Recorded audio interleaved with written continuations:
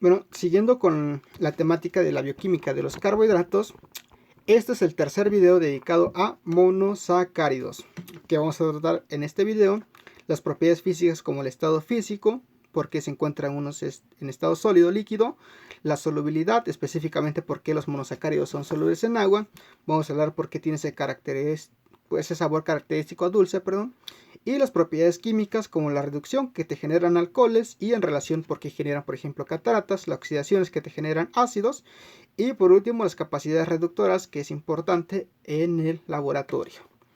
Y bueno, sin más por el momento vamos a iniciar. En primera instancia vamos a hablar acerca de las propiedades físicas. Nos interesa en este caso tres: el estado físico, la solubilidad, y el sabor. En relación al estado físico, lo que nos interesa saber aquí es que todos los monosacáridos son sólidos, todos, menos las dos triosas. ¿Cuáles son las dos triosas que no se encuentran en estado sólido? El gliceraldehido y la dihidroxiacetona. Triosas porque son monosacáridos de 1, 2 y 3 carbonos. Entonces, ¿cuáles son las dos de importancia biológica? El gliceraldehido y la dihidroxiacetona. Lo siguiente que vemos aquí es una imagen tomada de un microscopio donde se muestra la estructura, por ejemplo, de un monosacárido que se llama glucosa. Y quiero que observen aquí cómo adopta esta forma cristalina de la glucosa, como puede observarse aquí. Y en esta siguiente imagen mostramos otros tipos de carbohidratos como la glucosa, la sacarosa, la celulosa y el almidón. Y observen cómo tres de ellas adoptan estas formas cristalinas y el almidón como en forma de gotas. Entonces, en relación a los monosacáridos, que es de estas cuatro fotos, solamente la glucosa es monosacárido, quiero que observen cómo adopta esta forma cristalina. En el caso del azúcar de mesa, pues es la sacarosa que pueden observar aquí. Pero no es monosacárido, solamente esta glucosa es el monosacárido. Y bueno, la otra propiedad es la solubilidad. Si bien sabemos que el azúcar, cuando lo mezclamos en el agua, se homogeniza. Entonces la pregunta es ¿por qué se homogeniza? Bueno, lo que debemos saber también aquí es que todos los monosacáridos son solubles en agua, nadie se escapa. Eso sí es de ley. Pero lo que te van a preguntar aquí es ¿por qué se solubilizan en agua? Bueno, básicamente, aquí te muestro una estructura de un monosacárido que se llama glucosa. Como podemos observar aquí, la glucosa tiene grupos funcionales. El primero es el grupo aldehído que se observa aquí en el carbono 1. Y los siguientes son los grupos hidroxilos que se observa aquí. Un grupo de hidroxilo, otro grupo de hidroxilo, otro grupo de hidroxilo y así. Tiene 5 grupos hidroxilos. Entonces, si yo agarro este grupo de hidroxilo y lo represento aquí, este OH en esta estructura en color verde, es extraído aquí de este monosacárido, pues esto vamos a observar que forma enlaces con esta molécula de H2O, que es el agua, por medio de este enlace que es conocido como puentes de hidrógenos. Entonces, los monosacáridos tienen grupos funcionales hidroxilos que pueden relacionarse, enlazarse con las moléculas de agua a través de puentes de hidrógenos. Por eso son importantísimos estos grupos hidroxilos, ¿no? Y es lo que te van a preguntar en el examen. Lo siguiente es el sabor. En relación al sabor, cuando se empezó a descubrir a los monosacáridos, notaron que eran dulces específicamente, ¿no? Pero hoy en día, haciendo la clasificación de todos los monosacáridos, realmente son muy pocos los monosacáridos que son dulces. Y de importancia biológica te muestra los tres: la glucosa, la galactosa y la fructosa. ¿Por qué estos tres en específicos? Porque cuando consumimos alimentos son los tres principales los tres principales monosacáridos que van a atravesar nuestras membranas de los intestinos para que puedan ser metabolizados. Y esto tiene la principal característica de ser dulces, ¿no? Como la galactosa que se encuentra en la leche, la glucosa, la fructosa que la podemos encontrar en el azúcar, por ejemplo, o esto en frutas. Y bueno, aquí te muestro una imagen de la lengua, donde vamos a percibir este sabor dulce de los monosacáridos, específicamente en la región anterior de nuestra lengua. Y en este punto dice aquí dulce, aquí percibimos salado, agrio, no nos interesa mucho, lo que nos interesa es en la punta de la lengua, en el vértice de la lengua, ¿no? A través de qué nervios vamos a tener esta recepción de ese sabor, a través del nervio ramo de la cuerda del tímpano, que es un ramo del nervio facial y que nos va a dar la vía del gusto, ¿no? Entonces, a través de ese nervio facial es lo que vamos a tener esta percepción del sabor dulce. Y bueno, en relación a sus propiedades químicas, vamos a tener tres igual. Vamos a hablar acerca de la reducción, la oxidación y las capacidades reductoras que podemos encontrar en estos monosacáridos. Ahora, Cuando hablamos acerca de propiedades químicas, lo primero que nos vamos a preguntar es ¿quién nos las da esas propiedades químicas? Bueno, si recordamos, nuestros monosacáridos, aquí les pongo dos ejemplos, tienen grupos funcionales. Como lo habíamos mencionado en videos anteriores, tienen grupo funcional aldehído, este que se ve aquí, tiene grupo funcional cetona y tiene grupos funcionales hidroxilos, estos OH que se ven aquí, que son de hidroxilos, pueden haber varios en un solo monosacárido. Y bueno, son estos los encargados de darnos la capacidad de que pueda hacer reducción, oxidación y que puedan tener esas capacidades reductoras.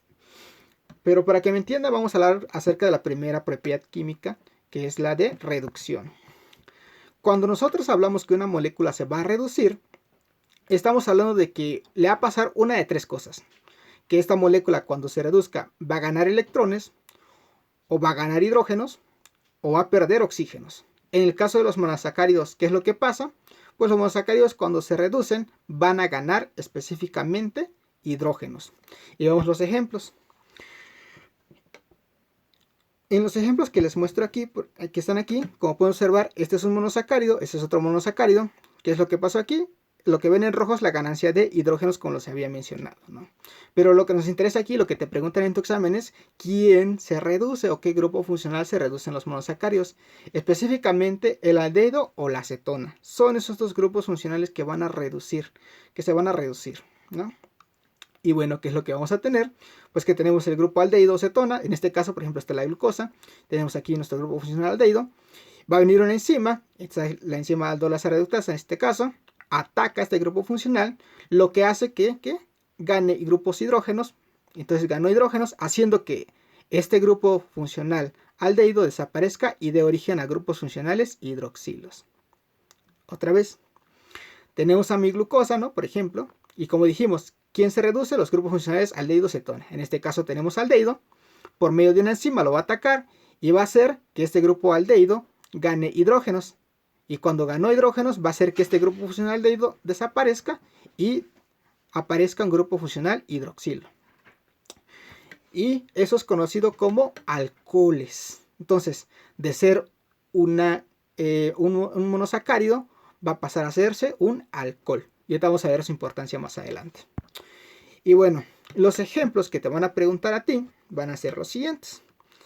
Esta tablita que te muestro aquí, si puedes tomarle foto, cópialo o puedes, no sé, hacer un diagramito, lo que gustes, porque esto es pregunta de exámenes. Y esto es sacado de pregunta de exámenes.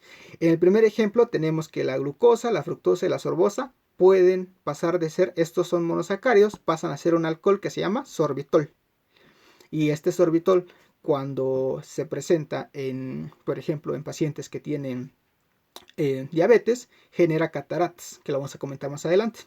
En el segundo ejemplo tenemos al gliceraldehído y la dihidroxiacetona, que pueda convertirse a glicerol. Entonces estamos hablando de que moléculas de monosacáridos van a pasar a ser precursores de moléculas de lípidos. Interesante. El tercer ejemplo tenemos a la manosa, que puede convertirse a manitol. Y este manitol es utilizado como diurético porque puede bajar la presión. O que la galactosa pueda convertirse en galactitol.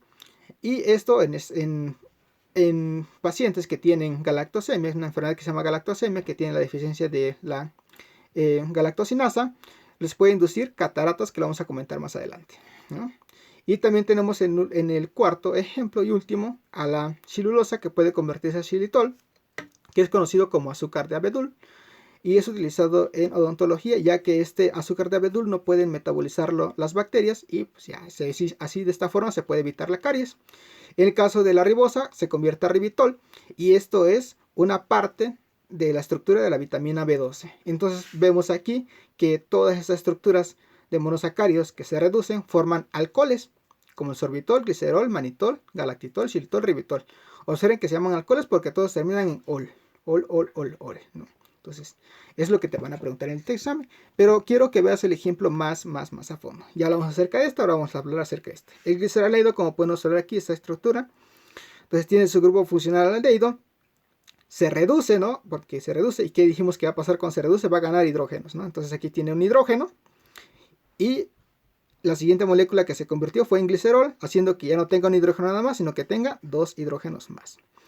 Y cuando aparecen dos hidrógenos más, aparece o surge este otro grupo funcional hidroxilo. Entonces aquí tiene 1, 2 grupos hidroxilos y aquí tiene 1, 2 y 3 grupos hidroxilos. Lo mismo pasó con el ejemplo anterior.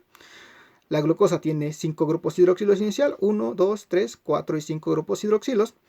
Y aquí tenemos el grupo funcional aldehído. Como se redujo, entonces ganó hidrógenos, aquí ganó hidrógenos, ¿no? Dejó o desapareció este grupo funcional aldehído y surgió el grupo funcional hidroxilo. O sea que ganó otro grupo funcional hidroxilo, haciendo que tengamos una cadena carbonada con 6 grupos hidroxilos. Y esto es conocido como sorbitol. Entonces todas las moléculas carbonadas que tengan grupos hidroxilos son considerados como alcoholes. Y bueno, en la estructura anterior o las estructuras anteriores que habíamos comentado eran estructuras, bueno, regresamos aquí, eran estructuras lineales, como pueden observar aquí, son estructuras lineales, pero hay estructuras cíclicas, que están en formas cíclicas, que son resultados igual de reducciones de estos monosacáridos, conocidos como inositol. Tenemos el ejemplo como el mesoinositol, o igual muchos lo conocen como el mioinositol, ¿no? Que son estas formas cíclicas, y aquí lo tenemos. Este es el mesoinositol o mioinositol. ¿De dónde salió este mesoinositol o mioinositol? Pues básicamente la molécula de glucosa que pueden observar aquí. La glucosa se oxidó, desapareció el grupo funcional aldehído y dio origen a otro grupo funcional hidroxilo. La misma cuestión. Y bueno, importancias o características que tenemos aquí de estos ciclitoles, específicamente el mesoinositol y el mioinositol que estamos tratando aquí, que es lo que te van a preguntar en el examen, pues que tiene actividad vitamínica y que pertenece a los fosfatilgliceroles, que lo vamos a platicar ahorita más adelante. Y bueno, ¿qué es lo que me interesa también a mí? Que esto es muy abundante en el cerebro y que de dónde es producido este mesoinositol, en el riñón lo produce 2 gramos por día. Y bueno, es importantísimo porque va a ser parte de la síntesis o va a formar parte para sintetizar hormonas y ciertos neurotransmisores. Y esta parte sí es muy interesante porque va a formar parte de segundos mensajeros, como podemos ver aquí. ¿Cuáles segundos mensajeros? Aquí tenemos una molécula de IP3. Este IP3 es un inositol 3-fosfato. Como su nombre dice, es un inositol 3-fosfatado. O sea, con 3 fosfatos. Es un inositol con 3 fosfatos. Y esto es un segundo mensajero. ¿A qué me refiero con esto? Aquí te muestro una vía de señalización. Y para explicarte esto, mira, nota este proceso, cómo ocurre. Aquí tenemos a una célula, ¿no? Esto es su membrana celular, ¿no? De aquí es intracelular y esta membrana hacia afuera es extracelular. Entonces, hacia adentro de la célula tenemos estructuras como el retículo endoplásmico y otros organelos más, si recuerdan eso, en sus clases de biología, ¿no?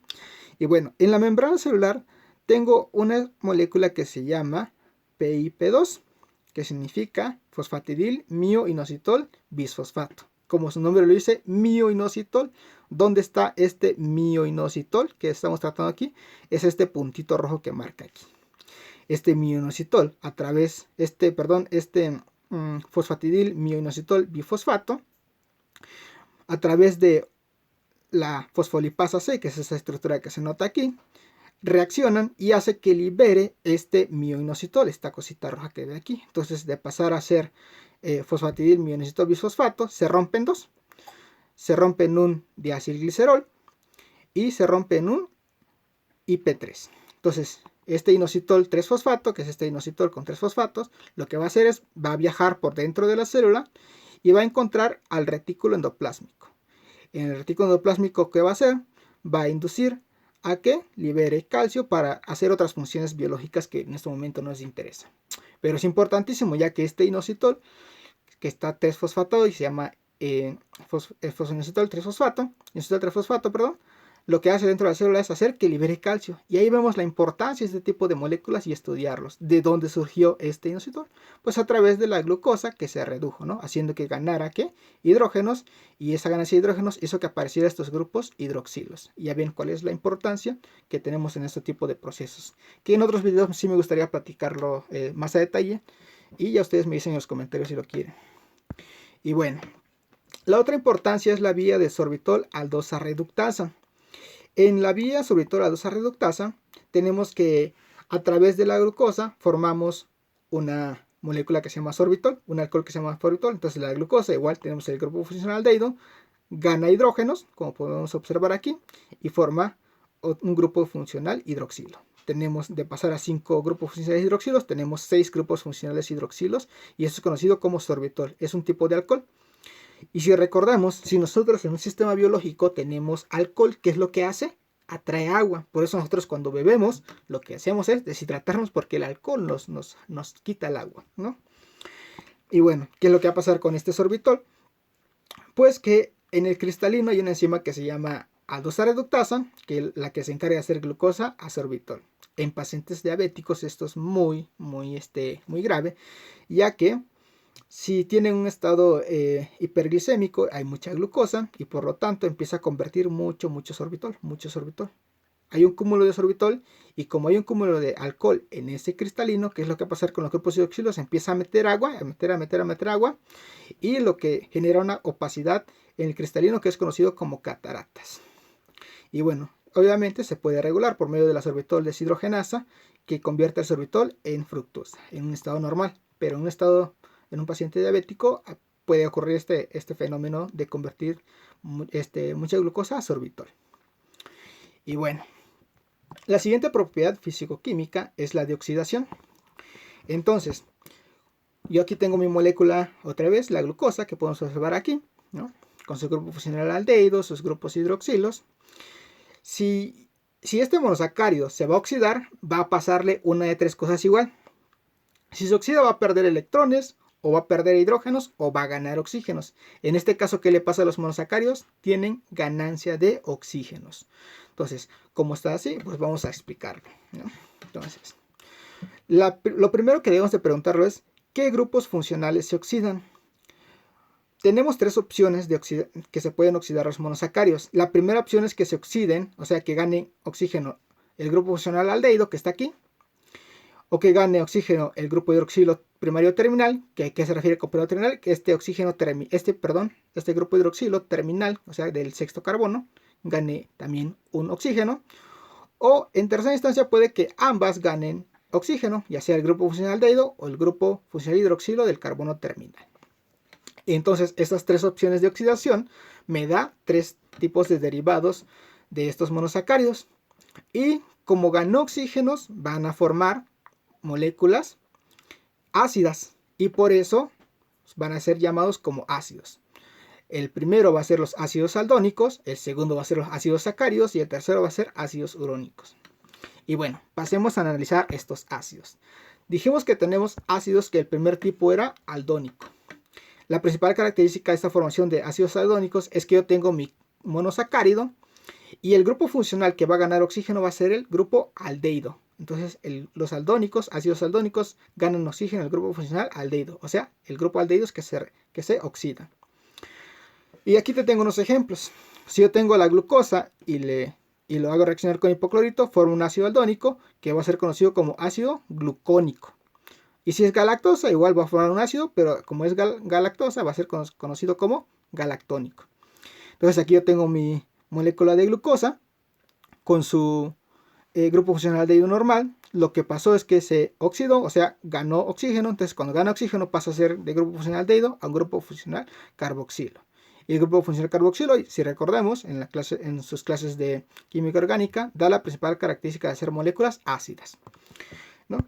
Y bueno, el segundo tipo son los ácidos sacáridos. Entonces, ¿qué es lo que ocurre con los ácidos sacáridos? ¿Dónde se oxidan? O sea, ¿dónde ganan hidrógenos? Pues en ambos grupos funcionales, ya sea en el grupo funcional aldehído que se observa aquí y en el grupo funcional hidroxilo, haciendo que tanto en el grupo funcional aldehído aparezca un ácido carboxílico, tanto en el grupo funcional hidroxilo, de este sexto carbono, aparezca otro grupo funcional hidroxilo, como se observa en esta imagen. Grupo funcional hidroxilo, carboxilo, y otro grupo funcional carboxilo. ¿Y cómo le damos el nombre a este tipo de moléculas de ácidos sacáridos? Pues yo tengo una glucosa y la hago reaccionar con ácido nítrico y forma ácido glucárido.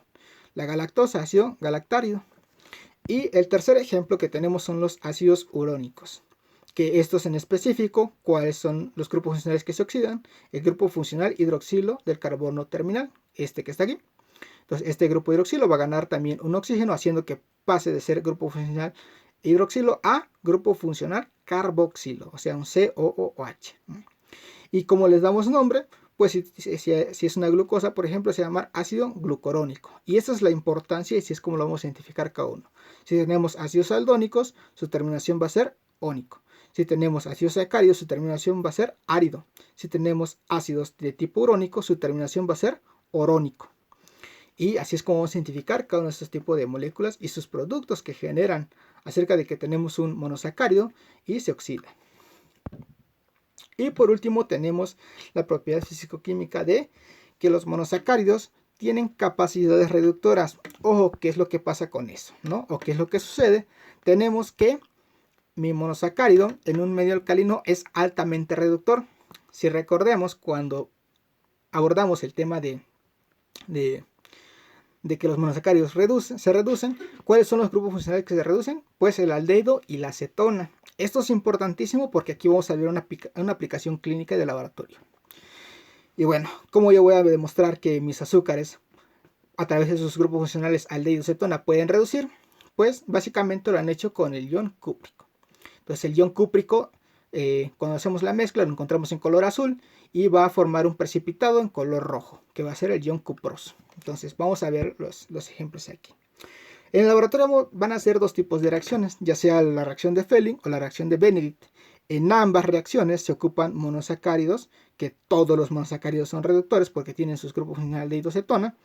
Entonces en esta reacción, por ejemplo, de Fehling, aquí podemos observar la glucosa, ¿no? Y aquí también la reacción de Benedict, también podemos observar la glucosa. Ambos son monosacáridos que tienen grupo funcional aldehído, por lo tanto son reductores. Y lo que hacemos es que en un tubito de ensayo le metemos estos azúcares y le metemos el ion cúprico con una solución que es un tratato de sodio, en el caso de la reacción de Fehling.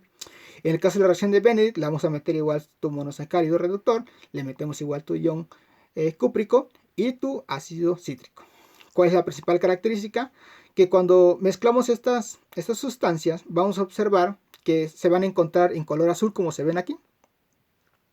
Ya una vez formada la mezcla, lo que vamos a hacer es someterlo a baño María y vamos a esperar un aproximado de 5 minutos, que es suficiente para que se haga reaccionar estas moléculas. Y ya cuando se calentó va a formar un color rojito como se puede observar aquí o como se puede observar aquí, ¿no? Y este color rojito es la demostración de que el monosacárido redujo el ion cúprico a ion cuproso. Entonces se forma este precipitado de color rojo y así es como se demuestra que hay presencia de carbohidratos reductores de aquí. Esto es importante ya que, bueno, en los pacientes diabéticos se le hace esta prueba en orina. Entonces, si un diabético tiene altas concentraciones de glucosa, pues se toma la harina y hacen esta prueba. Meten la orina, meten el ion cuproso, si hacen reacción de Fehling, pues le meten la orina, más el ion cuproso, más el tratato de sodio.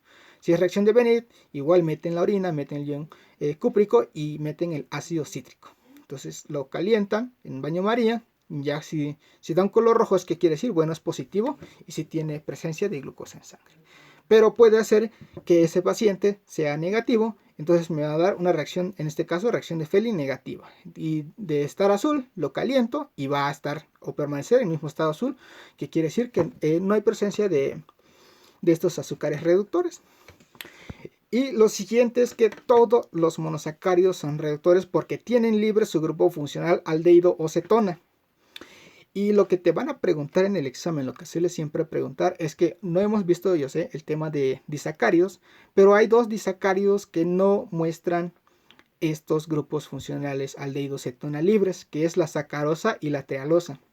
Por lo tanto, si yo meto aquí sacarosa más mi ion cúprico y más mi tratato de sodio, lo caliento, y si espero 5 minutos va a salir así en color azul, porque no tienen libre su grupo funcional aldehído cetona, por lo tanto no son carbohidratos reductores. Ojo, la sacarosa y la trealosa, lo vuelvo a repetir, son de tipo disacáridos. Los monosacáridos todos tienen libre su grupo funcional aldehído, pero cuando forma un monosacárido más otro monosacárido forman disacárido, y por lo tanto, cuando tengo dos, en el caso específico de la sacarosa y la trealosa son los únicos disacáridos que no tienen capacidad reductora y son los que te van a preguntar en el examen. Y bueno, con eso terminamos este tema interesante. Ya saben que pueden encontrar en las redes sociales como Lidio Cruz Antonio, en mi página personal, o como B Medicina en la página donde pidieron este tema. o mi página de Facebook que se llama B-Medicina.